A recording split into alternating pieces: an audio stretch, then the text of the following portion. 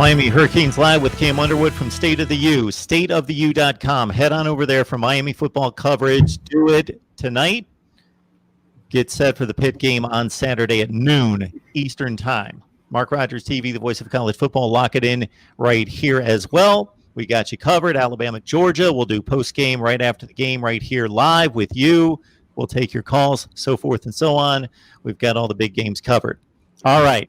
The season's not over, folks. I know Miami fans were in the dumps. We did some post-game here. I'm sure Cam heard 10 times more than I did. Oh, yeah. The season's not over. You're 3-1.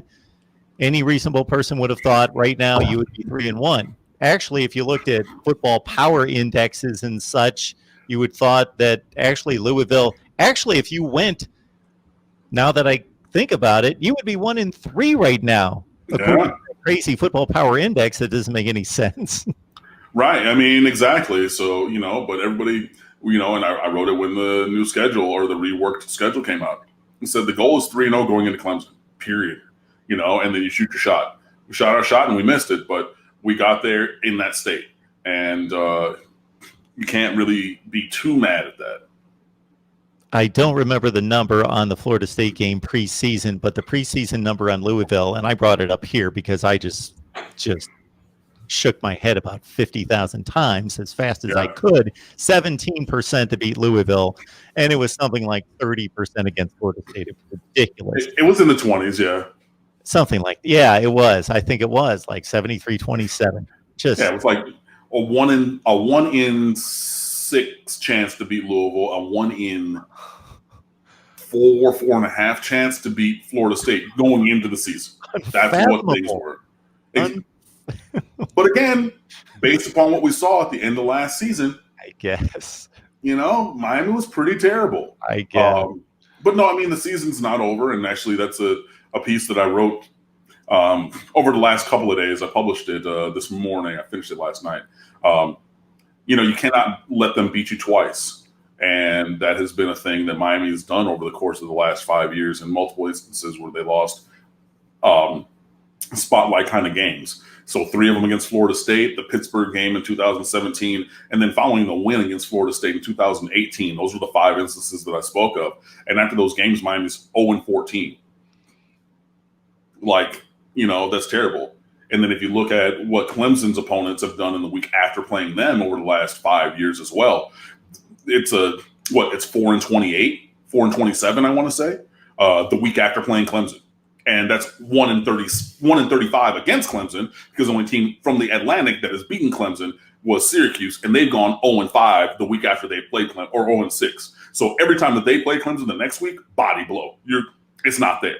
So you have Miami, who loses games consistently, or lets one loss beget other losses over the course of the last few years. And then you have whoever plays Clemson and pretty much all the time loses the next week pretty strongly, 3 out of 4 times, they're going to lose that next week as well.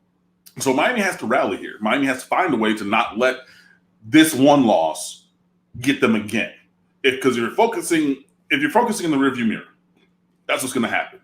If you're doing what we're doing and still saying, man, against Clemson, or there was this play or that play, or I'm Amari Carter and I got ejected for targeting again, and it's every week with this guy. He hits like a Mack truck, but sometimes, come on, buddy, really, every week, you know what I mean?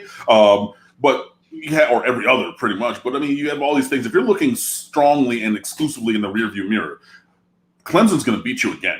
And again, we've seen this.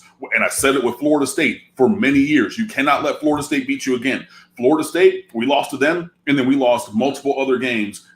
3 out of the 6 years, or 3 out of the 7 years in that losing streak. If you look at other games, even though we beat them in 2018, that was a game where we snatched victory from the hands of defeat, because they were up 27-7. And if they didn't, if they knew how to run a double pass and didn't throw 2 forward passes, we're down 34 or 35-7 and all, 34-7, and it's a wrap. And even after that game, we lost 4 more consecutive games. You know what I mean? It's just, it's going to be a tough task to recenter and refocus. But if you're going to be a good team, that's what you do. And if you're going to be real about what happened, you're going to take the lessons from last week. You're going to apply them, and you're going to get back to the business of winning right now. Because I know, look, Clemson is one of, if not the best team and program in America. Pittsburgh does not have that kind of talent. They're very good. They have a strong defense, and they're playing very well. But Pittsburgh ain't no Clemson. Because if Pittsburgh was Clemson, we would know it. Has Pittsburgh beaten Clemson? Sure. Okay. Yeah. Okay. 5 years ago. Yes, they beat them. Exactly. But you have work to do this week to keep this season going in the same direction. Talk is Pitt. I hear you. Your defense is ranked number 1 in ACC. I get you. I'm not saying that you guys do not have a worthy team. This is not going to be a walkover. I'm not saying that. I'm not super Miami dude, bro. Like, oh yeah, bro. Like, it's Pittsburgh, bro. Like, no. I'm not saying any of that. But if you're going to move forward and have the kind of season that you still can, it's going to take singular focus this week on Pittsburgh and not having against Clemson. You don't want to have that, like where you have a conversation or a phone call or whatever, even things like this. And I do this sometimes where like I get off of here and I think, oh man, I could have said, or I could have. If you're still thinking about that during the Pittsburgh game against Clemson, you've already lost. So it's going to really take some centering of everybody in this organization to move forward in an appropriate way, because Pittsburgh, like you were saying, has things to like, has a team that is going to be competitive. Yeah, Pitt is now 3-2. And as I have stated for years, going back to about 2016 to 17, when Florida State fell off the cliff, I can't make anything out of the ACC past Clemson. Now, right. Miami could still prove to be that team.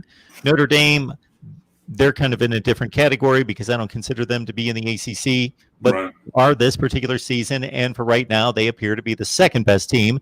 And North Carolina certainly has that opportunity as well. But as for the NC States and the Boston Colleges and the Pitts and the Georgia Techs even now playing much better, really took it to Louisville the other night. Man, these teams can beat each other back and forth. We don't know who's going to show up on a given week. So Pitt comes out, they look really good for 3 weeks. They win 3 games, and the last 2 have been heartbreakers. They lose to a really good quarterback in Phil Jerkovich, Notre Dame transfer, 31-30 on a missed extra point in overtime. Yikes. Way to lose. Yeah. Week before, they lose to NC State, who everybody thought was awful, coming off 1-7 last year in the ACC, but now NC State's at 3-1 and showing some life. It's the ACC. I mean, it's topsy-turvy and everything. And, I mean, even with Pittsburgh, like you said, they've lost a couple of games and they haven't been lights out all of the time. They have not. But, yeah, it's going to take – we got to move forward and we have to really look at them strongly. And, again, obviously we've seen what they're going to do. They're going to play press man across the board, and they're going to say you got to hit some vertical throws if you want to beat us. They've done that every year that Narduzzi's been there. 16, we beat them. 2017, we went in at 10-0 and number 2 in the country. That blew our perfect season, because we couldn't do that, and people had been putting Malik Rozier in that situation of having to hit vertical passes all year. And he would bring out like a pass, or a play enough to get by that season. That was, tied or down at half or only 10-7 or whatever it was at a very bad North Carolina team. Jeff Thomas comes out first play of the second half, double move, boom, gone, and you hit that throw, and then that eases the pressure a little bit. So 2017, Pittsburgh did that. 2018, 2019, they were doing the same thing and had Miami beat until KJ Osborne was the guy to make the play, the singular play that was enough to get Miami over that hump. So we know what they're going to do defensively. And we know that they got a good defensive mind. We know that they got a sound scheme. And look, they're going to do that. They're going to say, hey, you got to hit these vertical throws if you want to beat us, because we're going to crash against everything else and take these other things away that you do well or want to do well. And, we got to see if Miami's able to do that. So it's going to be a game that's really going to be, this is going to test the temerity of the Hurricanes.